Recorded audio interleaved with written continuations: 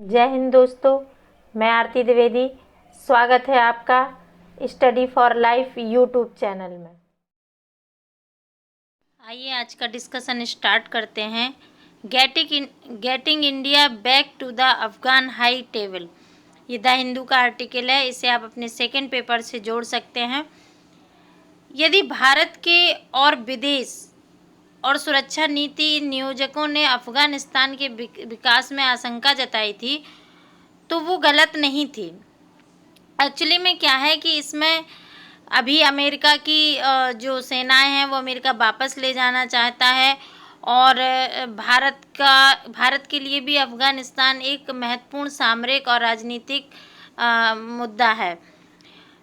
तो इसमें अभी चुनाव हुए थे पिछले साल सितंबर में, जिसका परिणाम बाद में घोषित किए गए और प्रधानमंत्री नरेंद्र मोदी ने दिसंबर 2019 में चुनाव जीतने के लिए श्री गनी को बधाई भी दी थी।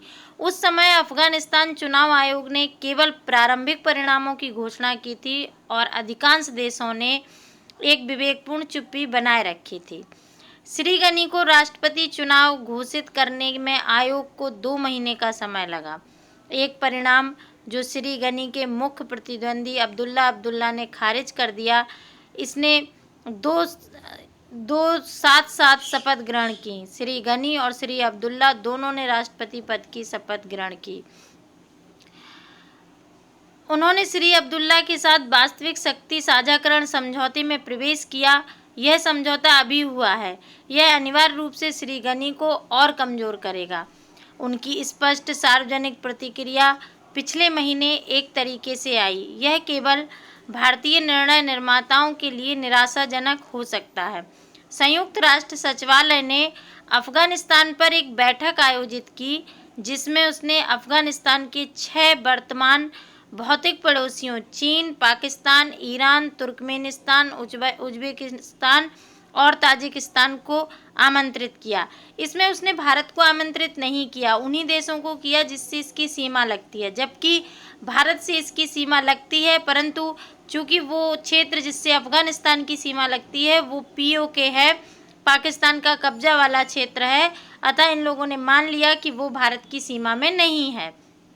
इसके अलावा संयुक्त राज्य अमेरिका, रूस और गनी सरकार के लिए निमंत्रण बढ़ाया गया था। जाहिर है श्री गनी ने भारत को शामिल करने पर अपनी भागीदारी की शर्त नहीं रखी।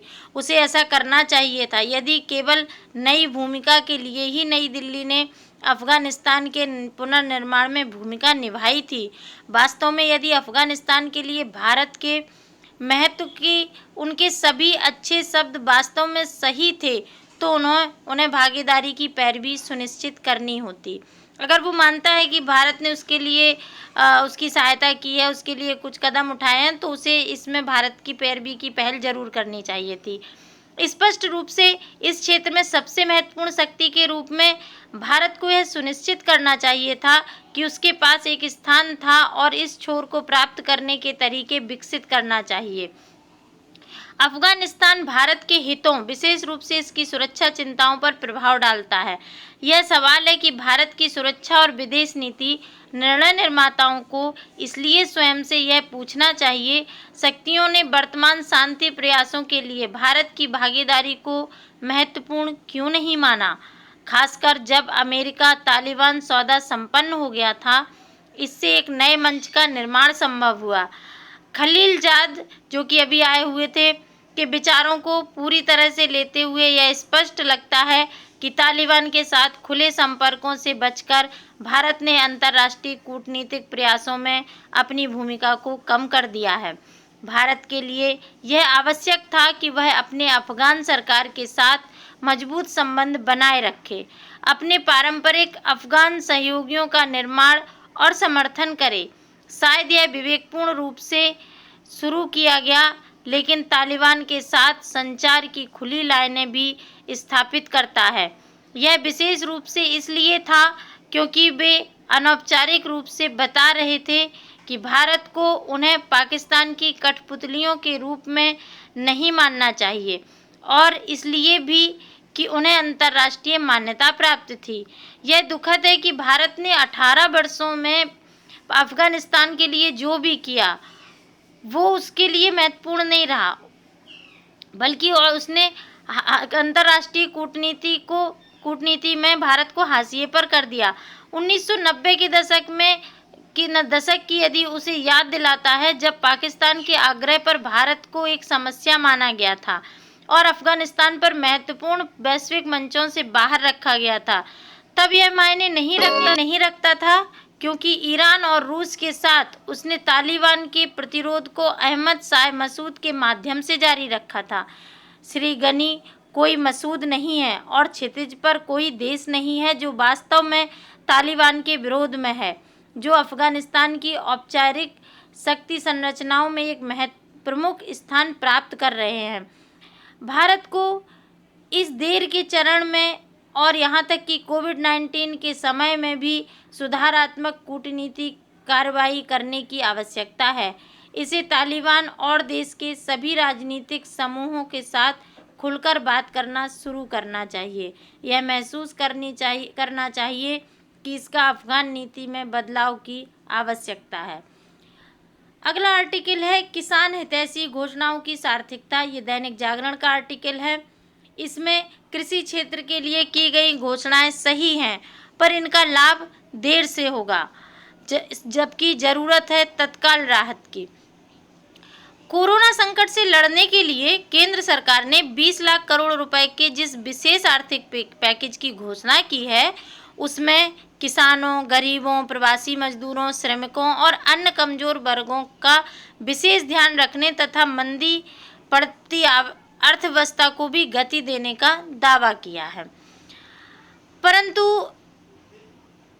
देखा जाए तो लाभार्थियों को मुख्यतः 3 माह तक 5 किलो अतिरिक्त गेहूं, चावल तथा 1 किलो दाल प्रति परिवार देने, 20 करोड़ महिलाओं के जनधन खाते में 3 माह तक 500 रुपये प्रति माह देने, 3 करोड़ गरीब बुजुर्गों, विधवाओं, दिव्यांगों के खाते में 1,000 रुपये देने, पीएम किसान योजना के तहत 2,000 रुपये की एक किस्त यानी लगभग 9 करोड़ किसानों को देने की बात कही गई है।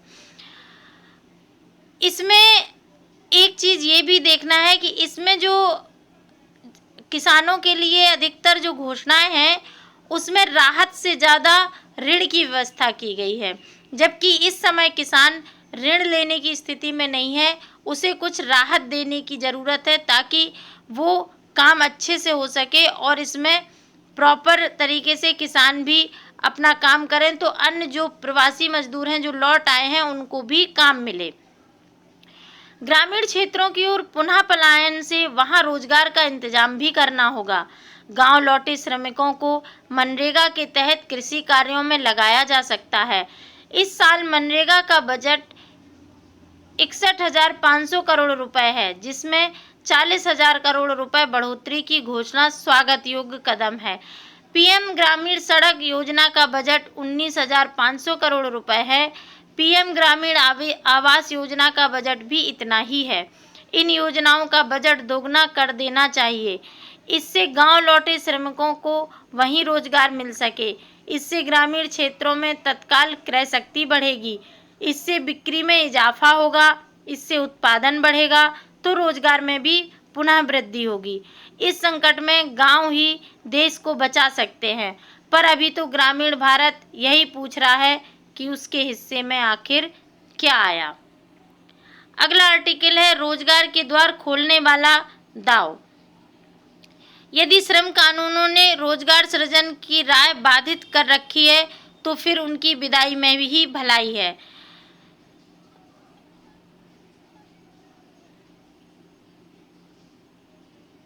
राज्य सरकारों को अनुबंध खेती और कृषि भूमि को पट्टे पर देने के लिए तत्काल आधार पर कानून बनाने चाहिए। इससे छितराई हुई छोटी जोतों की समस्या से मुक्ति मिलेगी और कृषि उद्योग का निगमीकरण संभव हो सकेगा। ज़्यादातर खेतिहर आबादी के पास 1 एकड़ से कम जमीन है। इससे खेती उनके लिए आर्थिक रूप से लाभप्रद नहीं रह जाती है।